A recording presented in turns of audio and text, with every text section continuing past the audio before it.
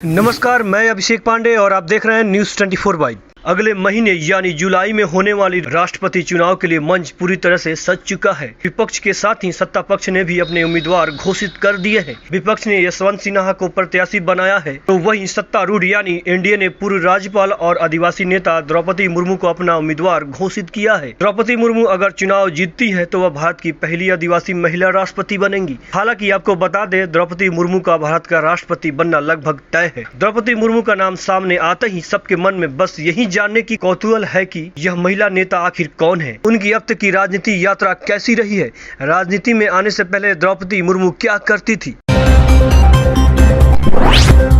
तो आपको बता दें, द्रौपदी मुर्मू का जन्म 20 जून 1958 को ओडिशा के मयूरभंज जिले के कुसुमी ब्लॉक के ऊपरबेड़ा गांव में हुआ था। वह आदिवासी संथाल परिवार से ताल्लुक रखती है।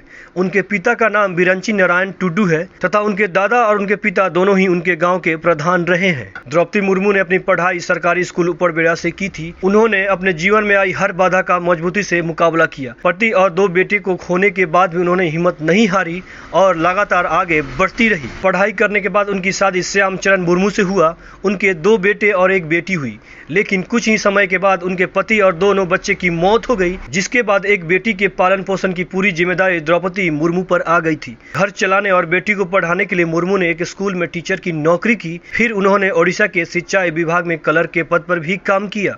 इसके बाद विधायक मंत्री होते हुए वे राज्यपाल की कुर्सी तक पहुंची। जिस स्कूल में वह पढ़ाती थी वहां आज भी उनकी कुर्सी और रजिस्टर मौजूद है। नगर परिषद में भी उनकी कुर्सी सुरक्षित रखी गई है। इलाके के लोग आज भी उन्हें अपना सबसे अच्छा जनप्रतिनिधि मानते हैं। द्रौपदी मुर्मू ने साल 1997 में ओडिशा के रायरंगपुर नगर पंचायत के पार्षद चुनाव में जीत दर्ज कर अपने राजनीति जीवन का आरंभ किया था।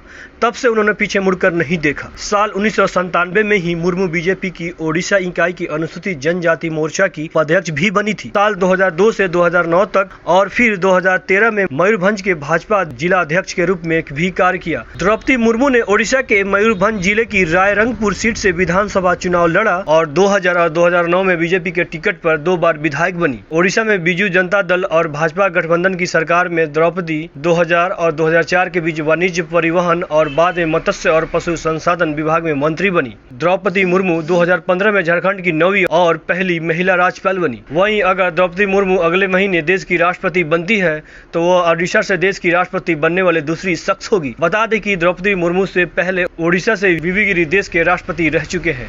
वह इतनी विनम्र और मिलनसार है कि पूछिए मत।